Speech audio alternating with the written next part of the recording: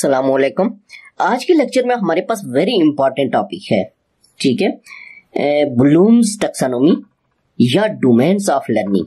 ठीक है, blooms taxonomy भी कह सकते हैं इसको और डोमेन्स ऑफ लर्निंग। अब इसमें आज के लेक्चर में हम ये तीन जो डोमेन्स हैं, ठीक है, इनके बारे में हम देखेंगे कि ये क्या है और उसके बाद इनकी जो आगे सब ग्रुप्स हैं वो हम देखेंगे, ठीक है, और फिर नेक्स्ट लेक्चर में हम उनको फिर एक्सप्लेन भी करेंगे। सबसे पहले आज इसका बेसिक कॉन्सेप्ट देखेंगे हम, ठीक है। तो देखिए, सबसे पहली जो है इसको कहते हैं कॉग्निटिव डोमेन, ठीक है, कॉग्निटिव, ठीक है, कॉग्निटिव डोमेन, ठीक है, कॉग्निटिव डोमेन। अब इसके बारे में कुछ चीजें आपसे डिस्कस करूंगा। कॉग्निटिव डोमेन जो होती है, ये सबसे पहले मैं आपको बताऊंगा ये किसने पेश की इसका कॉन्सेप्ट, ये बेंजामिन ब्लूम, ठीक है, ये बेंजामिन ब्लूम, ठीक है, ये इसने इसका कॉन्सेप्ट पेश किया था कॉग्निटिव डोमेन का, ठीक है। और ये कब किस सन में, 1956 में, 1956 में, ये याद रखना है। क्यों कि ये पेपर में आपको पीएससी या एनटीएस किसी भी पेपर में अगर आता है तो ये चीज भी आ सकता है एमसीक्यू में, ये भी आ सकती है, ये भी आ सकती है, तीनों कुछ भी आ सकता है, ठीक है। याद अब इसका देखिए जो लिंक होता है ना, ये भी वेरी इंपॉर्टेंट बात है, ठीक है। इसका जो लिंक होता है कॉग्निटिव डोमेन का, ये थिंकिंग से रिलेटेड होता है। थिंकिंग, जब आपको कोई एमसीक्यू आता है तो थिंकिंग से अगर कॉग्निटिव डोमेन के बारे में पूछ रहे तो इस आपको पता होना चाहिए कि ये मेंटल ज़हन से रिलेशन होता है। थिंकिंग के बारे में इसका कॉन्सेप्ट होता है। मेंटल स्किल भी इसको आप कह सकते हैं, मेंटल स्किल्स, ठीक है, याद रखना है, मेंटल स्किल्स, ठीक है, थिंकिंग, ये इसका जो है कॉग्निटिव डोमेन का जो है ये रिलेशन होता है किसके साथ, थिंकिंग के साथ, मेंटल स्किल्स के साथ, कॉग्निटिव डोमेन्स का ये याद रखना है, ठीक है।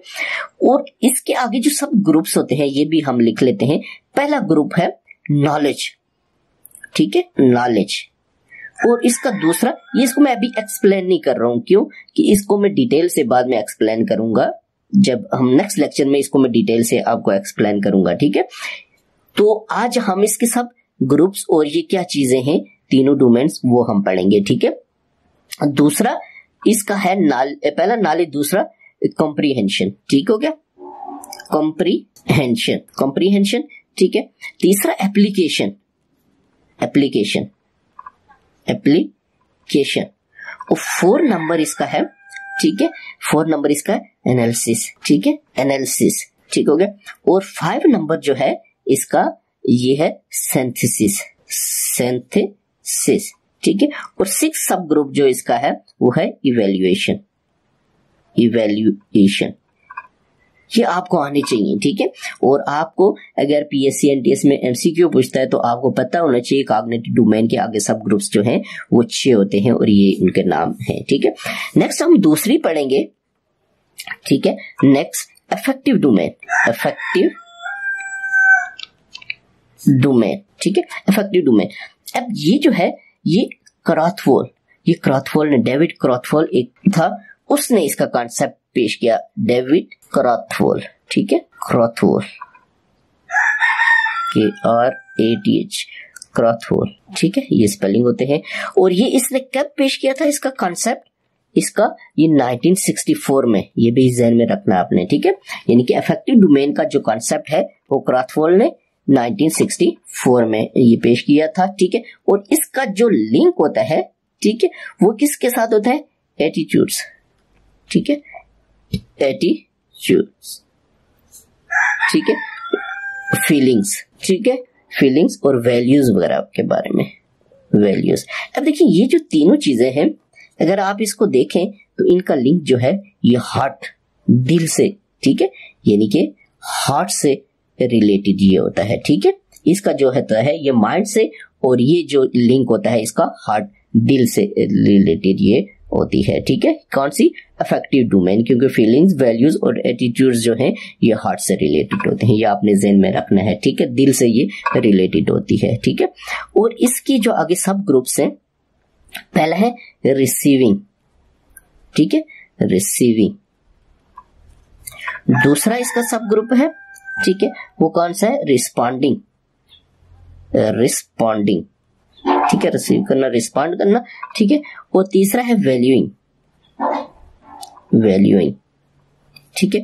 और 4 नंबर इसका है, ठीक है, 4 नंबर इसका है ऑर्गेनाइजिंग, ऑर्गेनाइजिंग, ठीक हो गया। और 5th इसका है ये आपके पास कैरेक्टराइजिंग, कैरेक्टराइजिंग।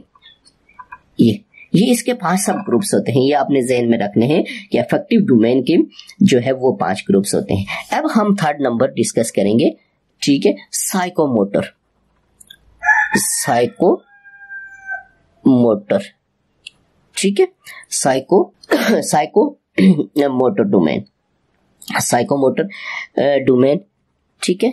अब देखिए साइकोमोटर डोमेन के बारे में किसने कॉन्सेप्ट पेश किया था, इसके बारे में सिम्पसन ने, ठीक है। और कब 1972 में। ये इंपॉर्टेंट बातें मैं आपको बता रहा हूं, ये अपने ज़हन में रखनी है, ठीक है। और इसका जो लिंक होता है इसका ये 3rd स्टेप पे चली जाती है, मीन के फिजिकल,